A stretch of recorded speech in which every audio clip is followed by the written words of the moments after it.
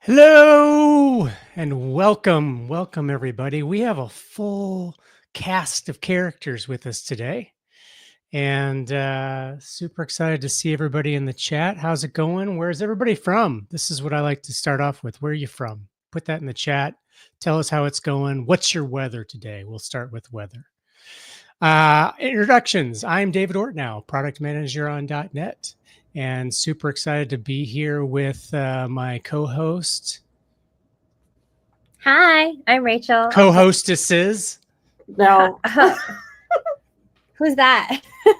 I'm Rachel, also product manager on .NET. And I just came to say the weather in Boston is lovely today. It's very warm. Hi, everybody. I'm Maddie. I miss you all. If you don't know who I am, I'm in the office with Rachel. And so I thought I'd come say hi and try to relive my glory days. Your glory days. Oh, yeah. You're so over the hill now. Yeah. Oh, interesting. Also with us is Shane from the .NET MAUI team. Say hi, Shane. Hello from the .NET MAUI team. Did I need more? Sorry, was there more notes? I missed the... No more notes. I just wanted to create the awkwardness for, what comes next. I have no idea what comes next. Yeah. Well, I will stay on the bottom and we'll go over to Roberto. Roberto, thank you so much for joining us today. Why don't you tell everybody who you are? Thank you for inviting me. Who am I? Well, very recently, I used to introduce myself as a technical program manager in charge of accessibility at Microsoft for Core AI and Cloud Plus AI division, working across teams to help them all make their products accessible to everyone, including developers with disabilities. And that's how I came to know the awesome MAUI team. I am also a blind screen reader developer myself, and I am now in an interesting transition. See where I'm going next, as my role was dissolved, and I am ready to take on my new chapter. So this is me.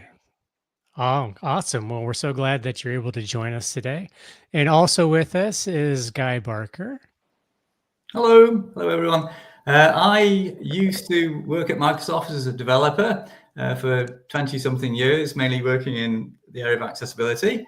And since leaving Microsoft, I've continued to dabble in all sorts of explorations around accessibility. And for the last few years, I've been involved solely building .NET MAUI apps and finding it fascinating. And I'm looking forward to sharing some of the things with you today. And I'd like to say thanks to Rachel, David, and Shane for letting me be here. Absolutely. Well, we have so much to cover today. So usually what we do for those who are at home or at work watching, we usually cover a bunch of news, cover a bunch of GitHub, releases and announcements and things like that. But we're going to scream through a few highlights, right, Rachel? We're going to scream through them. And then we're going to get on to the cool stuff about accessibility. So let me start off. I'll drop the URL list in the chats to everybody on Twitch and YouTube. And I don't think it goes to Twitter. I've been noticing that our viewership on the Twitter, like live, whatever thing on the Twitter does these days, or X, that's where like a lot of people watch us. during the live community stand-up. So that's really, really interesting. Rachel, do you have a screen to be sharing that you want to do some news for us? Yeah. So a couple weeks ago, Build happened. And I know you were dancing on stage for a bit too long maybe, with Beth and Gerald. Can you tell us about that and your session? Rumors, all rumors. It was nothing short of the most brilliant session of any of the Build sessions. Yeah, so we had a session on Thursday at Build, packed out room. It was wonderful, which was amazing for a Thursday session, and talked all about AI in your MAUI mobile and desktop apps. So more than just like chat, like, of course, a lot of the usages we see for AI and applications is service bots and chat experiences. So this is kind of going to the next level of how can you really deliver very personalized, contextualized experiences. I'm personally very excited to see where this can help, from an accessibility standpoint. Can the app know what more of what your needs are and what is the way that you prefer to interact with the application and deliver that experience to you personally on the fly? I think that there are some pretty cool and interesting things that can happen there in the future. So if you're working on those sorts of things, I know that we heard from a lot of developers at the conference, and I've heard from plenty of people online that these are the kinds of experiences that you're working on building into your existing apps, then perhaps this session will be cool for you. We do go into OpenAI, we go into voice, we go into vision, or using the camera. We also go into adaptive UI that is on the fly, presenting different information to you based on your needs, your location, your calendar events, and things like that. So great session. There's also a blog post about it. Awesome. Yeah. So check out the blog posts on the .NET blog. I thought maybe you had that queued up next. I was teeing you up, but maybe you don't. I wasn't sure which blog post you're talking about, but I'm assuming you mean this one about using AI Foundry with MAUI. Yeah, so I basically took everything that we had done at Build, and I was like, okay, now AI Foundry is the thing. We're hearing a lot about it at the conference. What would it be like to go over to good old Azure and do all the same things using Azure as the backend? And hey, I was able to get up and get running with this thing in the glorious under 5 minutes. That's like the golden standard, right? If you can't do it in 5 minutes, it's not worth doing or something. And if I can do it, y'all can do it, because I get confused usually anytime I enter an Azure portal personally. It's a personal problem of mine. But I was successful with it. So very easy to do. Didn't blow the budget also, which is super important, because every time you stand up a sample app on the portal, you run the risk of blowing your budget. So there are actually a couple more blog posts coming out after this that are already written and in the queue that will go deeper into the voice and the vision functionality that I demoed. So look forward to that. Yeah, Dave did a good job, including all the code snippets and screenshots and video about it in the blog post too. So definitely check it out. It's almost like I had a good editor that gave me really good notes, named Rachel. Well, it's been a really general. So while you were at Build, I was in Oslo meeting all our folks in Norway. And I was there to talk about what's new and next for MAUI and Blazor Hybrid. So stay tuned for whenever the recording of that one goes live. And I know Gerald was also in Romania and Belgium for .NET MAUI days as well. So lots of awesome stuff that's been happening in the community and in the conferences. So it was lovely for all of us to see all of you all around the world the past couple of weeks. All right. Oh, yeah, this is Gerald's post about Techrama. I forgot I had this lined up. So look at Gerald. He's so happy seeing all of y'all in Techrama, Belgium, and posted about it on LinkedIn. And then I saw that there's still yet more happening in the community.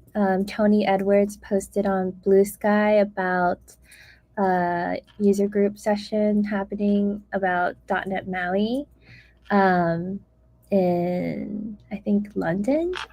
Is that right? Yeah, in London on June 25th. So definitely be sure to check that out and hear about Tony talking about how he turned 500 birdsong recordings into a .NET MAUI desktop app of games. Sounds super exciting. I've been seeing a lot of Tony's updates, and I'm curious if he actually works, because all he seems to do is do conferences and user groups, and it's like, do you have a job, Tony? Tony, do you have a job? We want to know. He's watching the recording, so we're especially screwed. This is true. This is true. Tony actually is one of the people on the ground in London that helped us organize Maui Day. So that makes sense. Amazing. All right. And then over in the land of Sync Fusion, you know how many sets of open source Maui controls have been released so far? I can't keep track. I had to take this down, but 4th set already. Also, a couple of weeks ago, they introduced their 4th set of open source controls for the Sync Fusion toolkit for Maui. So now you have also a brand new picker, date picker, date time picker, all the pickers, time picker, and a circular progress bar, linear progress bar, and so much more. So definitely be sure to check out all the latest and greatest over there as well. Super awesome stuff. And they've been posting a lot of awesome content, like this post about building a stunning and interactive real-time weather dashboard with the Maui toolkit, so you can see just what types of beautiful apps that you can create using those controls from the Sync Fusion toolkit. So beautiful, beautiful. This looks much better than the weather app, Dave. Yeah, well, my weather app was built in .NET 6, so it probably could use a refresh. But I'm reminded, since accessibility is the theme of the day, that because their controls are in our sample, and so when you do a .NET New Maui app, you can choose sample content, and you can get the to-do app that we have. It uses a bunch of Sync Fusion controls from their open source free toolkit. We worked with them to make sure that when we sent that over to the accessibility team to do a review of it and get the passing grade, that all of their controls that we were using met the needs and passed. So I think that's really cool, right? It is cool. Yes, very. All right, what else have I got here? A couple other things that the community's been up to. So Victor posted about using the Maui Handlers plugin and leveling up his Maui projects with them, and has some examples to share. So definitely check that out. And then I saw that Jonathan posted about a Maui app that he's been working on. So lots of cool things happening. Always really fun seeing all the cool stuff that people are building. And then Max has been popping off on LinkedIn, posting like almost every single day about all of the awesome things that you can do with Maui. So we've got tips on using MVVM with Maui and CI/CD with GitHub Actions with .NET MAUI, accessibility in .NET MAUI, and so much more. So definitely head over to Max's LinkedIn and just see all the great content that he's been posting constantly. Lots of great stuff there. And then last but not least, I know James had an eventful weekend. He took his 5-year-old Xamarin Forms app and asked GitHub Copilot to help migrate it to .NET MAUI, and was able to get the whole thing done in under an hour. Is that not unbelievable? Actually? Yeah. And I'm gonna shove him in my face. Actually? Yeah. It's freaking unbelievable. So Wait, that's so cool. yeah. Why didn't we have that 3 years ago? Things just keep getting better and better. If you haven't checked out GitHub Copilot yet, in both Visual Studio and VS Code, definitely do. Even if you have checked it out, it gets better every single day and allows you to accomplish awesome things like this. So it's freaking awesome. All right. Enough of me now. I'm going to pass it to Guy. Are you ready, Guy? Would love to hear about what you have to share with us today. Well, thanks very much, Rachel. So first off, I would like to say it's great, Roberto, that you're on the call. So, please interrupt whenever I'm rambling, going off in all sorts of directions, and trying. I'm hoping you can keep me honest if I say something that isn't quite right. But to give people a feel for what I like to show, I'm actually going to give demos of a .NET MAUI app, the same .NET MAUI app on initially Windows, then Android, then iOS. But for the last 20-something years, I've been running these explorations into building initially assistive technologies to help people in perhaps new ways that the technology supported but hadn't really been explored yet. But more recently, I've been interested in how I could make specific apps accessible where perhaps they weren't before. I think we've all found that if we download apps from the store or perhaps sample apps, they might visually look great, but they're not actually something that all people can use. Perhaps people interact with their devices in the same way the developer interacts with their device. So a few years ago, I started exploring how a solitaire app might be made accessible, because I think at the time most solitaire apps weren't. So perhaps if you only use the keyboard, you couldn't interact with everything in the solitaire game, or perhaps if you were blind, the screen reader that you'd use couldn't access the information about the various elements in the UI. So I built a native Windows solitaire game, and I found that really pretty fascinating. But that was a few years ago, and that experiment wrapped up a while back. And then last year, somebody asked me, will I be building an Android version of that solitaire game? And I certainly didn't have plans to at the time, but I was thinking, well, I've already got a load of XAML and C#, and MAUI is there waiting for me. Perhaps I could just take all that source and just copy it into a MAUI app, and hey presto, I'll have a solitaire game in MAUI. And that's pretty much what I did. I do share all my experiences with these explorations in various articles now at LinkedIn. So perhaps at some point I could put a link to my article somewhere for everyone to access if they're interested. But it talks about my journey of building this solitaire game. And after I built the Android version, I thought, well, I've got an Android version and it's MAUI, so how close am I to having an iOS version? And sure enough, I was pretty close. So I now have an Android version and an iOS version up at the store. And then, of course, somebody asked a few weeks back, am I going to have a Windows version? So I now have a Windows version up at the Microsoft Store as well. So at the three stores, I've got this .NET MAUI app. And I have to say, it's proved fascinating to explore the accessibility of solitaire. And I've had some feedback from screen reader users using it on Android and iOS. And it's been very constructive feedback. There's certainly things I need to fix, but overall the feedback's been very encouraging. Still very early days with the app, but I'm very excited to have got to this starting point now where I really can explore various different interaction experiences. So with that, I'm actually going to start with the Windows version, even though that was the last one I worked on. So I'll bring that up now. Hopefully, can somebody confirm that it's shown on the screen? We got it. Excellent, thank you. So the solitaire game itself, as shown here, visually isn't particularly exciting. It shows a few areas of the game, a pile of remaining cards at the top left, an array of 4 target card piles where the cards are built up, and then the rest of the app below is the various dealt card piles. And there's tons of solitaire games out there, and this at the moment isn't particularly exciting, but the visual experience is fine, it works. But what I'm really interested in is all sorts of experiences for everyone. And on Windows, where I've really been concentrating is the keyboard experience. So basically, I don't have to touch the screen or use a mouse. I can tab through. I'm doing that now. I'm tabbing through the various elements in the UI.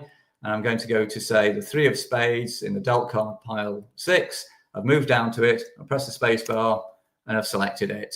And then I can move back to the 4 of clubs in another pile, press space, and I've moved the cards. So basically, it all works fine with the keyboard. But what I really want to explore, like I say, is how can I make this an efficient experience for people who use all sorts of different input devices and output experiences too. So what I'm going to do now is actually turn on a free screen reader for Windows called NVDA. And that's going to announce information about the element in the UI that has keyboard focus. So I'll turn that on now. Accessible solitaire. I'm going to tab a bit now just to make sure it announces something. Open menu next card button. Okay. And can someone confirm it said next card button? Confirm. Okay, thank you. Yep. Okay, Yep. so basically, I'm going to tab through again, and the NVDA will announce information about where I am. I'll go to perhaps the target card piles. Up target card piles grouping. Clubs pile diamonds pile button. Okay, so this is very interesting that with this, by tabbing through with NVDA, my goal has been that somebody who's blind can play and complete the game of solitaire. Now, the interesting thing from a .NET MAUI developer perspective is where is the screen reader getting the text to announce when it hits a particular element? Now, thanks to .NET MAUI, if you use the controls that come with .NET MAUI, buttons, all sorts of other controls, then you're going to get a great head start in accessibility. You're going to really get a head start in delivering an experience that's going to be usable for everyone, regardless of how they interact with their device. So if you add a button, say, for example, a .NET MAUI button that says save or cancel or buy or whatever, then that text that you added when you said text equals and then some fixed localized string or some bound string, then MAUI will propagate that through so that the screen reader announces that when keyboard focus reaches that element. So that's great. So basically, to make that button accessible, you didn't have to do anything. Just let MAUI do its work for you across all platforms, and that's great. And so please do always use the .NET MAUI controls that come with .NET MAUI by default, rather than, say, having some canvas that you're drawing all sorts of graphical objects on, which may or may not look like buttons. You're probably really grinding accessibility to a halt when you do that sort of thing, when you just paint areas of the screen. Use the controls by default, because, like I say, you're going to get a great head start for your customers there. Now, but the thing is, lots of the UI in this game, there are no text strings shown on them. I'll tap the Ace of Hearts now. Hearts pile button.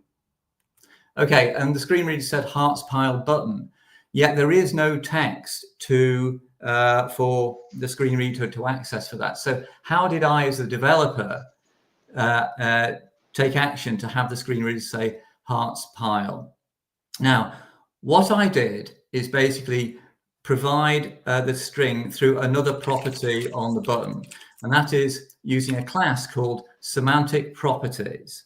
There, if you look up .NET MAUI accessibility, there is a page full of very helpful, very clear information that can help you around building an accessible experience. And the semantic properties class is described there. It doesn't have many properties off it. One of the ones it does have is called description. And basically, if you set the semantic properties.description on an element, then basically MAUI will take that and propagate it through so that the screen reader, whether it's on Windows or iOS or Android, can access that and will announce it. And that is so important for your customers. So how did I do that? I set semantic properties.description equals, and then basically I use the same markup as I would if I was setting a visual text property, whether it's for a localized string or a bound string. It's the same thing. So basically, you already know how to do this. setting the semantic properties .description on a control is not the difficult thing about building your app. You already set the text in all sorts of ways. Just set the semantic properties .description in the same way.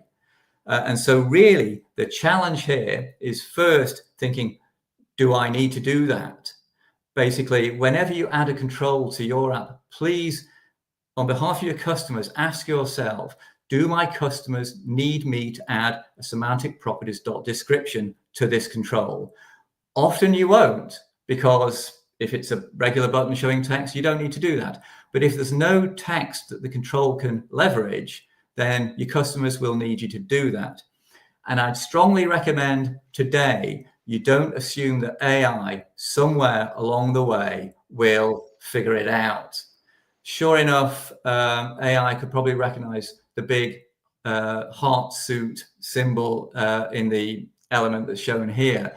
But does it really know the best thing for your customers? A concise, accurate, helpful thing, the best thing for your customers. Sometimes it might come up with something that's good enough. Often it really won't. And you built the app, you know exactly the true meaning of your elements. And it takes so little time for you to add the semantic properties .description that really the best thing for your customers is just to add it. So with that, what I'm going to show next is I'm going to move a card from one place to another in the dealt card piles. There's nothing I can actually move here, so I'm going to restart the game. Space. The game has restarted. Okay, so there's a 10 of clubs. I can move to a jack of diamonds there. So I'm going to tap to the 10 of clubs. Spades pile. Dealt card pile. Pile 2 list. Face down cards cannot be selected. Oops. Pile 10 of clubs. I go to the jack of diamonds. Pile 3. Jack space. Move 10 of clubs. Revealed empty card pile in dealt card pile 1. Okay, so another interesting thing here is that I move the card and the screen reader announced what was revealed underneath the card that was moved. Now, typically a screen reader will only announce information around what's going on, where keyboard focus is. And keyboard focus isn't basically over where the card that was moved is. Keyboard focus has moved on. So I felt it was so important to the player to have them learn what was revealed when a card was moved, so that they didn't have to go back to where they were a moment ago, find out what's revealed, and then move on after that. So how did I do that? Well, this is another very helpful thing from .NET MAUI. It has something called the semantic screen reader. And that means if you feel it is very important for your customer to get an announcement that it isn't going to, that the screen reader won't announce by default, you can request that the screen reader make a custom announcement.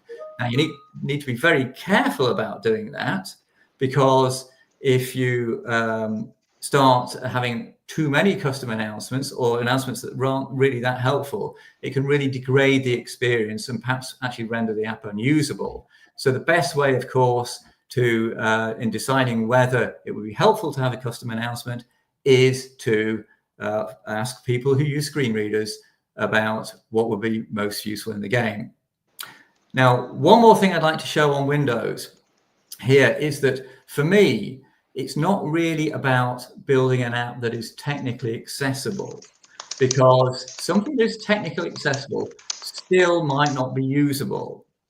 And so it's a case of, well, try it out and see, is this an efficient experience? Is this something that you would want to play? Not something that, well, yes, you can play, but it's so time consuming that you wouldn't in practice. So one of the things I've been interested in is, how could I make the screen reader experience more efficient? So what I've done, and this is something I've explored only on Windows at the moment, not on the other platforms, is adding keyboard shortcuts to the game that could perhaps provide additional information. So if I press F1 now, pop-up window. A pop-up appears that lists some of the, well, all of the custom keyboard shortcuts in the game.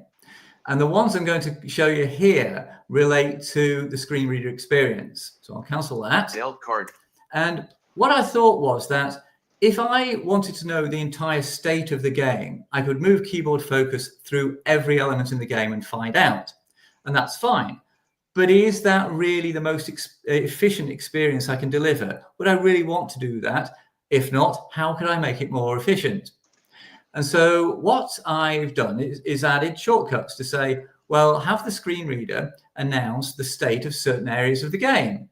So, for example, I've got nothing in the target card piles, but say I want to find out what the upturned card piles at the top left of the game are, and I'll turn a few over now. At 7 of, at 9 of hearts, at 2 of diamonds on top. Okay, the shortcut for the next card was actually suggested to me by a user. So now say I want to know what the upturned cards are. I'll do U. Top upturned card is 2 of diamonds, then 9 of hearts, then 7 of diamonds. And so I don't have to go through, if keyboard focus was down the dealt card piles, I wouldn't have to go back up there and work my way through to learn that. Similarly, if I hit D now, I'll learn the state of dealt card piles. Pile 1, empty. Pile 2, 3 of hearts, 1 card face down. Pile 3.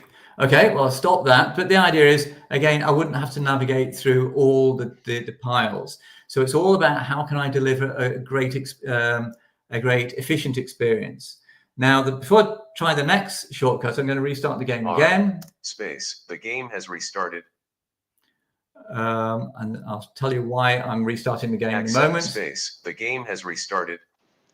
Okay, now I deliberately wanted to restart the game until I found a layout with a couple of moves available, because one of the customers of the game suggested, well, could I add a hints feature so that the screen reader would announce a hint about what might be a good next move? Now, as it happens, I haven't done that, but I have got a feature shortcut to list the available moves in the game. So I'll press that now.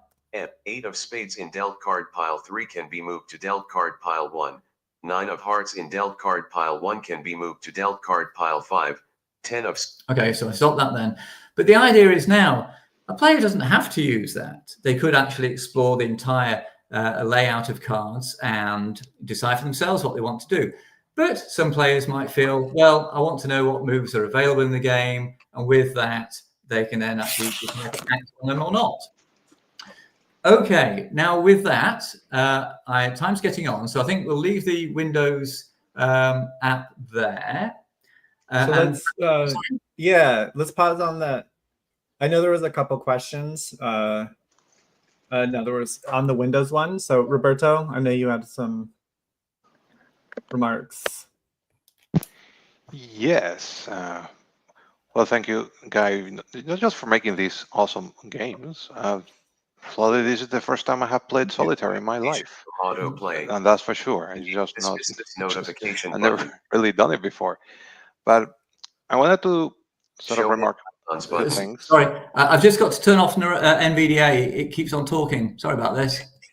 Yeah, this is what always happens when we're doing accessibility testing internally too. Like you'll just randomly start hearing the talk over during meetings and like. Yeah.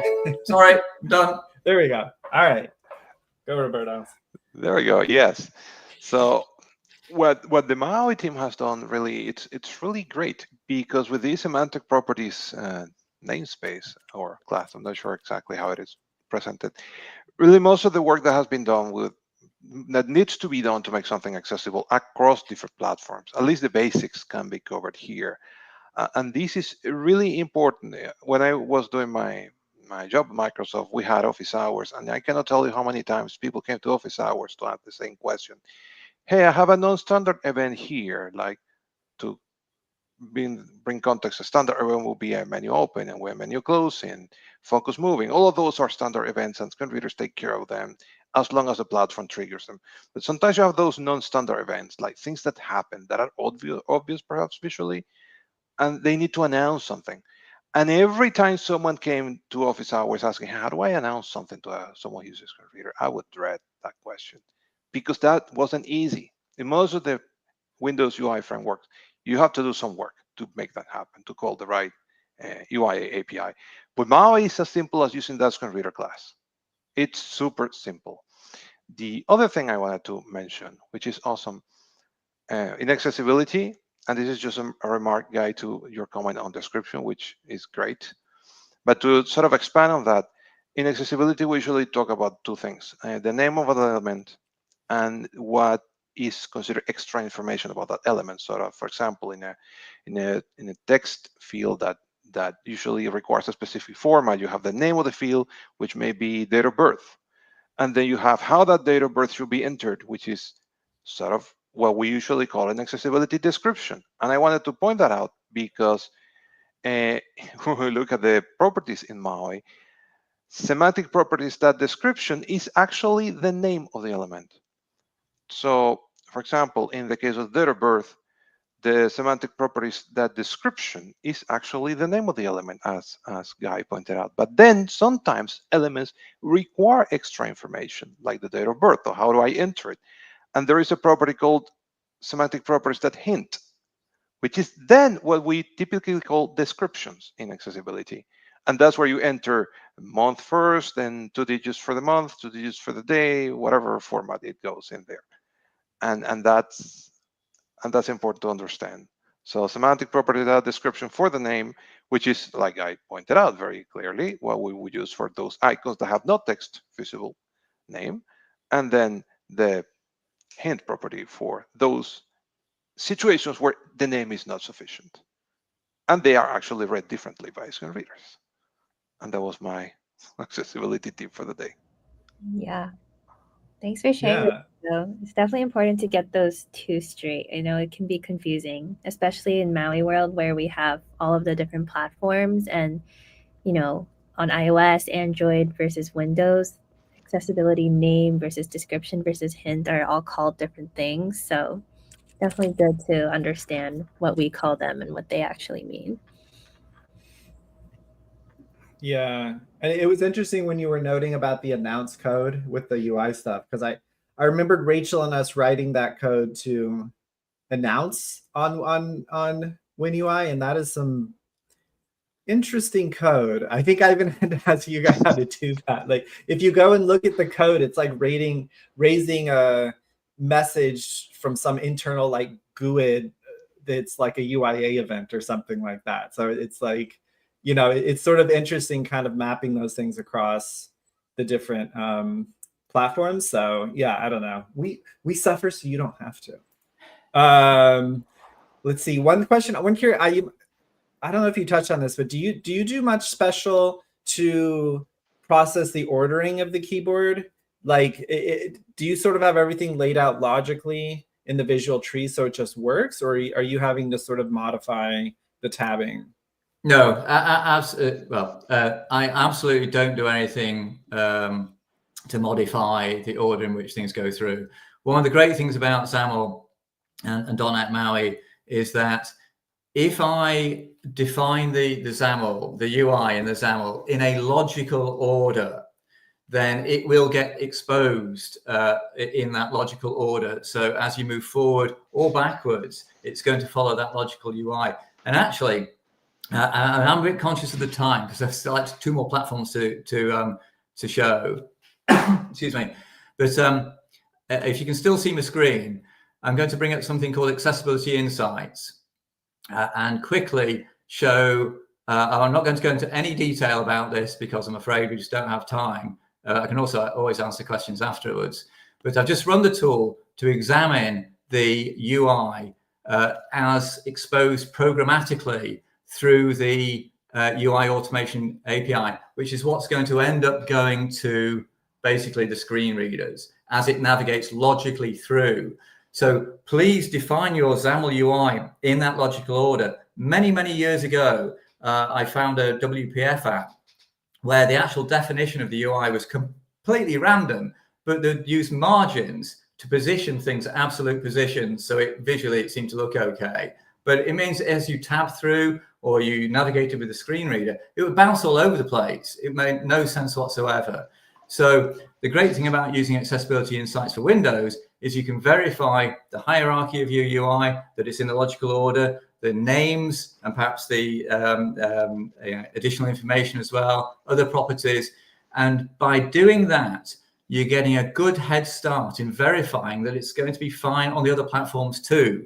If there's a problem reported here, and it's a problem that needs addressing, and once you fix it on Windows, you've probably fixed it for iOS and Android too. So if you have a Windows version, please use Accessibility Insights with it to verify its UI, and then you've probably set yourself up for success on the other platforms too. Perfect. Yeah, and then okay, yeah. So we can see the other platforms now. One note, I guess, just if at some point you could comment on how much you've had to sort of dip into the platform layers to make some of the accessibility work versus just being able to operate at the MAUI layer as well. Yeah. I don't know if you have sort of like a brief comment while you're even doing Android. Yeah. I think, funnily enough, I don't actually have any. Well, I do have some platform code. My code is all public. It's up at GitHub. I can point people to it in a link at some point. The thing is, the code is only shared there publicly with a view to basically demonstrating what I did with things like semantic properties. It does not follow best practices for building a .NET MAUI at all. So please, nobody kind of think it's I've built it right. It's really the accessibility stuff that I've shared it for. And there's a bit of if iOS, if Windows for the keyboard stuff, but there's a little bit of if iOS and if Android, but not much. But I've had to do very little, really.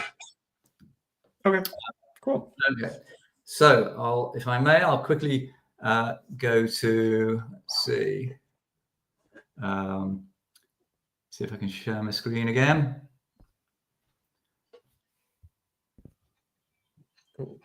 Yeah, okay. We see your screen. Okay. Okay, great. Now, I would like to particularly get to the iOS demos, so I'm going to keep Android pretty brief.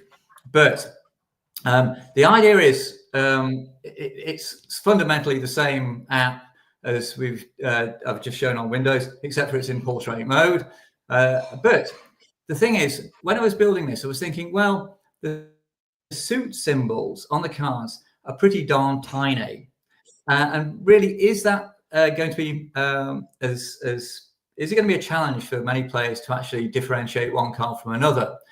All the OSs have built-in magnification features, which might be perfect for a player. What I was interested in, was there anything else I could do in the app to explore how I could make things basically easier to see? So one thing I added was, well, is there a way to change the contents of the cards rather than just showing the traditional set of tiny suit symbols? So I added a setting to say, show large rank and suit. And basically now the cards, instead of showing a lot of tiny suit symbols, there's one large suit symbol and one character for the rank of the card. And I was thinking, well, maybe that would help and some players. And so I'm looking forward to getting feedback on that. Now, what I did is I visited an organization, a local one to where I live, who work with people who are blind or partially sighted. And I asked them, what do they think about this? And they had a couple of suggestions, which were pretty easy for me to implement, thanks to .NET MAUI. One was, well, perhaps a long press, a press and hold on a card to show a pop-up. So I'll say there's a 4 of diamonds and a 4 of spades. Sorry, 4 of hearts. They look pretty similar. So I'm going to press on the 4 of hearts, and up pops a much larger version of the 4 of hearts. So perhaps for some players, they now feel confident, yes, that is the 4 of hearts. I'll go with that. And another thing that this organization pointed out was that, well, you've got 2 colors of suits shown here. You've got 2 colors in red, 2 colors in black. Would it be possible to change the colors shown for the suits? And this is something I thought, well, it would, but I didn't know how to do that. And at the .NET MAUI Day in London a couple of months ago, I asked and got lots of very helpful suggestions on how to do that. So I will demo that now. I'll change, say, I'll keep the clubs and diamonds as they are. I'll change the hearts to be dark red and the spades to be dark blue, say. Bring that back up. And now basically the suits are now shown in 4 separate colors, and maybe that will be helpful for some players. Interestingly, when messing around with colors like this, however, you have to be sure that you're delivering good experience when your app is shown with a dark app mode colors. This app does respect dark app mode, so I've got to make sure that, for example, if the playing cards background turned black in dark app mode, then I'm not going to show clubs and spades as black on black, that sort of thing. Now, the only other thing I'd like to show on the Android version relates to the screen reader. And that is, somebody pointed out that, well, when navigating with the screen reader, you could put your finger on a particular element, and the screen reader will announce the information about the element beneath your finger.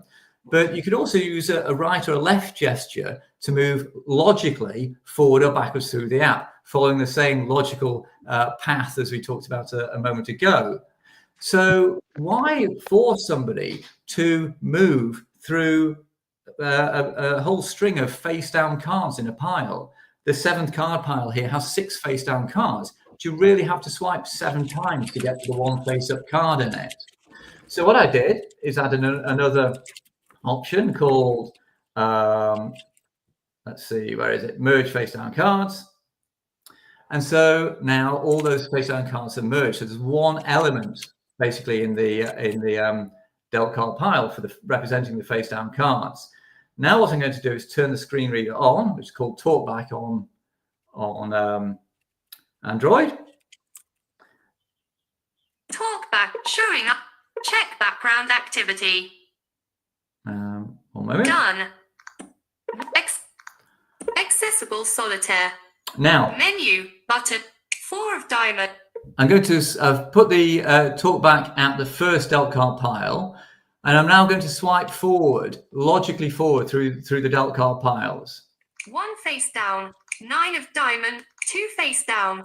3 of spades. 3 face down. Queen of hearts. Okay, I'll turn this screen reader off and describe what just happened. 1 set. Double tap to active. Off. Tap. TalkBack off. Okay, so basically what that was about was I managed to effectively merge the face down cards, but how did I do that? Now, visually, I still wanted all the elements in the collection view that represents a dealt card pile. So I didn't take the items out. There's still the actual number of items in the collection view. So visually, I made the width in portrait mode, the merged face down cards 1 pixel wide, and that's fine visually. But this raises a very good point, that one thing we have to be very careful of when making something visually not appear on the screen, whether we change the opacity to be low or 0, make something position it off the screen, or give it a 1x1 dimensions. Visually, you might achieve what you want, but you ship 2 interfaces when you ship your app, the visual one and the programmatic one. So when you want something to not appear in your app, please make sure it doesn't appear visually and programmatically. So what I did is actually leverage another very handy property in .NET MAUI's accessibility toolbox to basically say that those merged cards are not in what it calls the accessible tree, meaning that it won't be exposed to a screen reader. Most app builders will never have to worry about doing anything like that. I'm doing something quite exceptional here in doing that. But if there is ever a case where it'd be best for your customers to not encounter something, that is something .NET MAUI supports. So if anyone's got a quick question before I go on to the iOS demo. There was a quick question asking to see the black suits in dark mode. If you're able to show that. Yeah, let's give me a second. Also, everything Guy's doing here is so underrated. Like, it takes so much creativity and thinking about how to present these things differently. And I think it's super cool, all the different types of different ways of changing the UI so that people can perceive the information in your app differently is so cool. No, yeah, it's so much more than, I mean, it is accessibility through and through, but it's user experience. Like the thought that you've gone through with the shortcuts and just everything that you're doing is it's really, really cool. Whoa. Thank you for saying that, David. I think there is a tendency to think of accessibility as another compliance metric, but it's really an aspect of the user experience like everything else. It is, yeah, absolutely. Yeah, sorry. I can't get the app to go into dark mode now. Wouldn't you believe it, eh? That's fine. Live demos. This has never happened before, honest. Okay, well, I'll have to get back to you on that. I'll reply in the chat or wherever to say what on earth's going on. Yeah, sorry, I've got no explanation for that. Maybe I'll try it on another platform in a minute. Sorry. It's the live demo gods. It happens. Yeah. Oh, well, I thought it was going so well. Right. Well, anyway, I'm going to quickly, I've got 8 minutes to go through 3 different input mechanisms. Right. So let's get Visor working.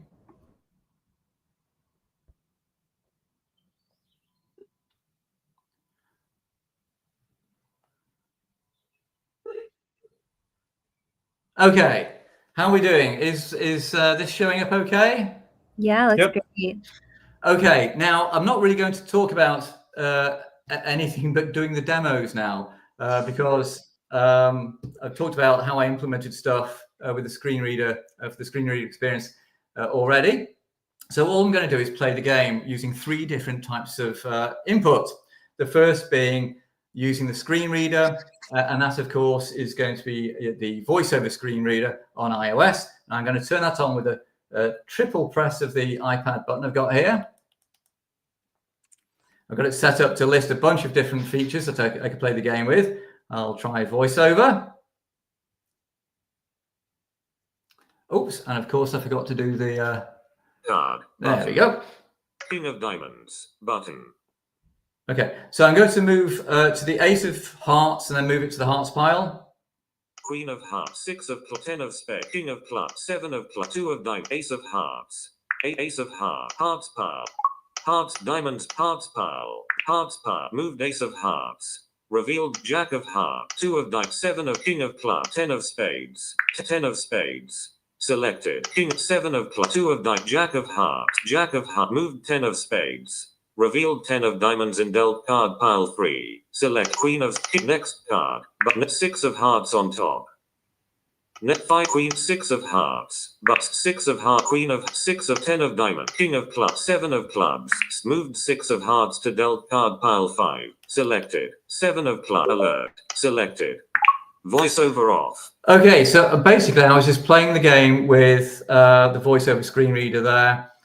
It followed my finger as I moved around the screen. It announced things, and I could continue on until I'd won the game doing that.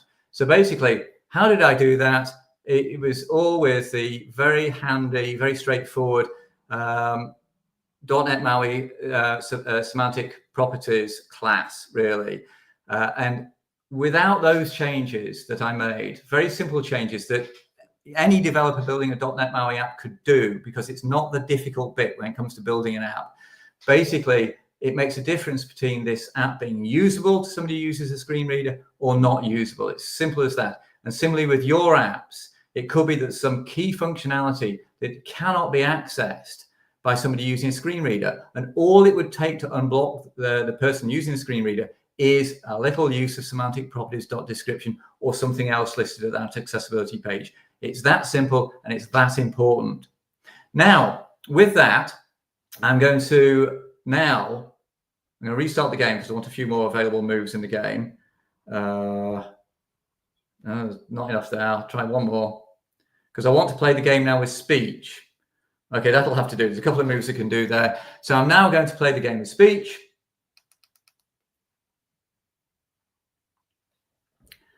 Tap 2 of diamonds. Tap 3 of spades. Tap 10 of hearts. Tap 10 of hearts. Tap 10 of hearts. Tap jack of spades. Tap 5 of spades. Tap 6 of diamonds. Tap next card. Tap next card. Tap next card. Tap next card. Tap next card. Okay, I'll stop there because time. But basically, I was playing the game with speech input there. And how did I do that? What did I have to do to make that possible? Because again, it's so important whether somebody uses speech because they have carpal tunnel syndrome or they have motor neuron disease, whatever the reason, speech is so important when using an app. And for me, I didn't have to do anything because I'd already explored the screen reader experience and added the use of semantic properties description. And that gave the elements the names that I was using to play the game with speech. So thanks to .NET MAUI, I didn't have to do anything. I'd enabled the game for a screen reader experience, and by default, it got it working for speech as well, which is so important. Now, the one last thing I'm going to do is, again, I'll quickly restart the app. I know we're running short of time because I want a couple of moves to be available. Okay, we'll stick with 6 of hearts and onto the 7 of clubs. And this time, I'm going to use switch control. So people, some people use switches to interact with a device. I don't know if you can see this, but whether it's I'm showing an Xbox adaptive controller, I don't know if the camera's picking this up, or say a single button red switch like this one that I'm showing here, just a big round switch. And basically, people can interact with their computers with a single switch. So can I play the game using a single switch? Well, I'm going to mimic that by using a pinch gesture as a switch input. So I'm going to turn on switch control. Okay, here we go. Accept screen recording in. Try and move my, oops. Let's try that again. Accessible solid screen. Did it again. Gliding cursor. Accessible sub menu, but next card, Queen of Spades, 1 face down, menu, but next card, Queen of Spades, 1 face down, 2 of Spades, 2 face down, 6 of heart, 3 face down, I'm having problems with the camera here, I think, 4 on face my gestures. down, 9 of club, menu, Okay. but next card, Queen of Spades, 1 face down, 2 of Spades, 2 face down, 6 menu, but next card, Queen of Spades, 1 face down, 2 of Spades, 2 face down, 6 of heart, 3 face down, King of clubs, 4 face down, 9 of clubs, 5 face down, 4 of spades, 6 face down, 7 of clubs, X Queen of Spades, exit group, menu, but next card, Queen of Spades, 1 face down, 2 of Spades, 2 face down, 6 of heart, 3 face down, King of clubs, 4 face down, 9 of clubs, 5 face down, 4 of spades, 6 face down, 7 menu, but next card, Queen of Spades, exit group, menu, but next card, menu, but next menu, but next menu, but next menu, but next card, 2 of diamonds, 10 of diamonds, ace of the menu, but next card, 2 of diamonds, 10 of diamonds, ace of diamonds, still clubs pile, diamonds menu, but next card, Queen of Spades, exit, import. Okay, so have we got a couple of minutes left, hopefully? I'll keep going until someone tells you not to. Please. Thank you. So basically, that wasn't particularly efficient of me, but I got there in the end. I think my camera wasn't pointing to my pinch gesture as I should have been doing a better job with that. But anyway, it's not a particularly efficient experience, but it does work. And I'd like to explore how I can make that more efficient. Now, interestingly, as the scan feature of the switch control moved to a particular element, it announced the name of the element, which could be helpful. That audio feedback could be, in addition to the visual scan, could be helpful, perhaps if the device is actually a little bit further away from the player. For example, perhaps it's mounted on the arm of a wheelchair. So to have that audio could be very helpful. Now, what did I have to do to have that name announced? Well, for a start, they turn on the setting in switch control to say announce the name. But how did I give it the name? Well, basically, it just leveraged the same semantic properties description as I've talked about all the way through this. I didn't have to do anything to enable that switch control experience after I'd already enabled it for the screen reader experience and also the speech input experience. So by just using that very simple semantic properties.description, I had enabled an experience not only for sighted users who use, say, touch or the mouse, but also for a screen reader user who uses the keyboard on Windows, but a screen reader user with touch on iOS and Android, and also speech input here on iOS, and for the switch control also on iOS. And so thank you very much, Rachel and David, for giving me the opportunity to present all that. If people have questions, obviously, I will love to try my best to answer them.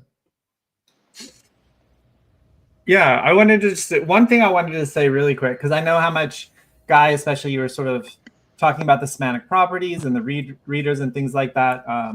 Like, one of the things I want to just make sure folks know is just how instrumental Roberto and Guy were as far as creating the accessibility experience with MAUI. So, like, we've been working heavily with Roberto for probably the last like 4 or 5 years.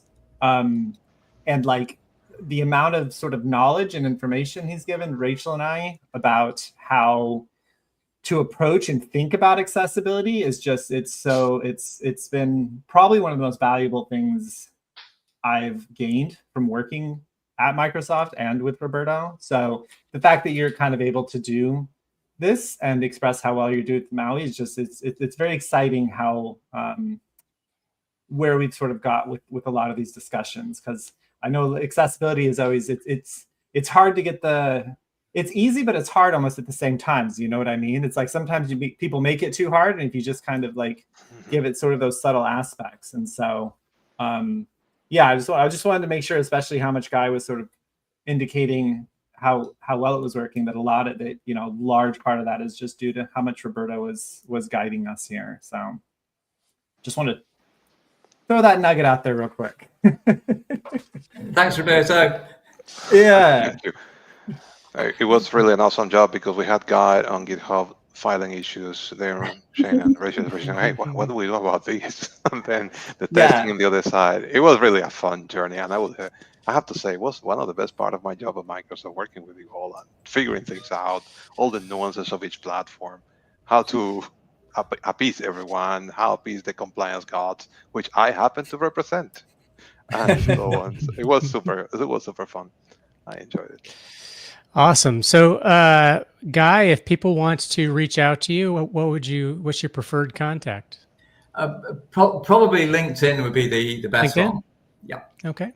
And Roberto, how about you? How can people get in touch with you? Probably LinkedIn is easy for everyone, but if someone wants to be more personal, there is my email address, which is like my name, Roberto @Roberto Perez, last name together, .me. You can reach me by email that way too. But you'll find me on LinkedIn, probably easier. Okay, yeah, LinkedIn is the place to be. Well, thank you so much, everybody, for being here. I think it was a great experience for all of us. I saw lots of positive comments in the chat, people inspired, people getting educated. So very cool. Rachel, final comment from you? Well, if you haven't already, be sure to check out the Accessible Solitaire app on all the app stores. Download it from the App Store, the Play Store, the Windows Store, everywhere where you get your apps. It's all there. It's all there. It's on GitHub, and I'm sure the Guy will take pull requests as well, right? Sure. Absolutely. Yeah, definitely. The one big question I think will be, if you win the game, do the cards cascade? Do you get it? Is that in the roadmap? It isn't yet, but it can be. But it's one of these things that you think, well, yes, but it's got to be a great, exciting experience for everyone. Yeah. So cascading cards visually, maybe that's the right thing to do, but it can't be the only thing it does. Yeah, very good point. I mean, haptics, right? Sound. Well, that's your next challenge then, and we'll look forward to. We'll bring you back when you figure that out. That's right. I'm right on that. All right. Well, thanks everybody, and we'll be back again first Tuesday of the month in July. If you have not signed up for the MAUI UI July, make sure you go sign up for that, and we'll see you then. All right. Thanks everybody. Bye-bye. Thank you, everyone. Thanks, everyone. Bye.